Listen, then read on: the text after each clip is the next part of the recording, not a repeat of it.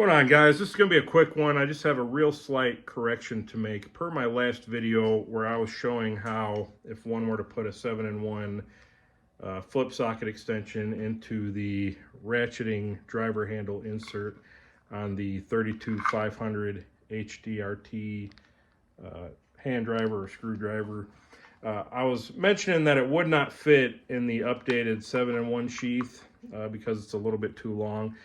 And in this configuration, where I normally have this with the 9/16 bit on the end, this is kind of my test driver. So each sheath that I make here in the shop, I like to put this on the end so that I can stick that all the way into the sheath and make sure everything's lined up and there's no binding, you know, for when I send these sheaths out. Even though most people don't carry it like this, I'd say most people carry it in what I would consider a default configuration, which is going to have your 1/4 and 5/16 flip socket on the end, and your other two sizes, you know, somewhere behind that. That's what I would consider the default configuration, and it kind of dawned on me that in this particular way or configuration, you're actually quite a bit shorter. And so in this instance, it does more or less actually fit in there. Now this doesn't go all the way in. You kind of see kind of a 1/4 inch gap there, you know, give or take, to where if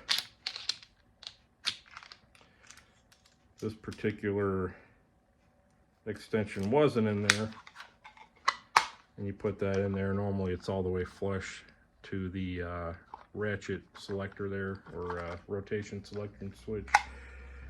So it doesn't quite go all the way in, but to be fair, it goes in plenty far enough to kind of grab it. And what's nice about this actually is that you're kind of bottoming out in the sheath with that end of the bit. So that issue I mentioned in the last video, where this could kind of tend to work its way out sometimes, it actually kind of counteracts that and keeps everything nice and together. So it does still function and work as a sheath if you have this bit on the end.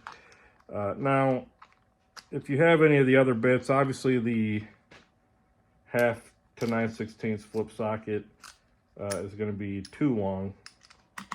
But say instead you have the 3/8 and 7/16 bit on there, it still sticks out just a little bit more. It will actually kind of hold in there. You know, it's not going to be jumping out at you. But it is bottomed out and it doesn't go quite all the way in, so it's a little bit of a looser fit. But again, if you just have it in the default configuration that most people are going to carry this in, you know, more than half the time, in my opinion, it does actually kind of fit in there.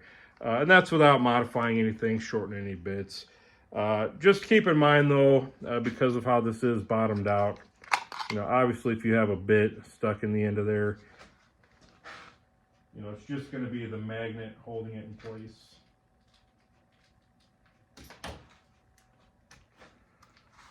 So when you stick this in, you know, even if you kind of extend that to hold it properly, once you stick it in the sheath, it sticks out.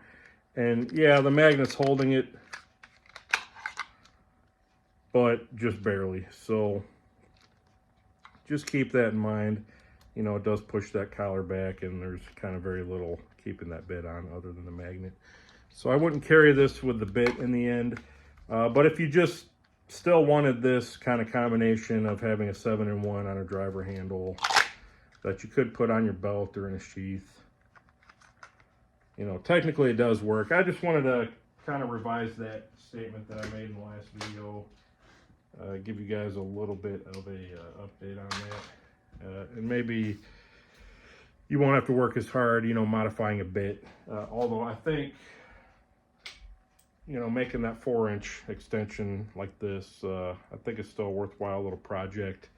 It certainly has its place, but I figured I'd update you guys on that. So that's it. Sorry for misspeaking there. I'll see you guys on the next one.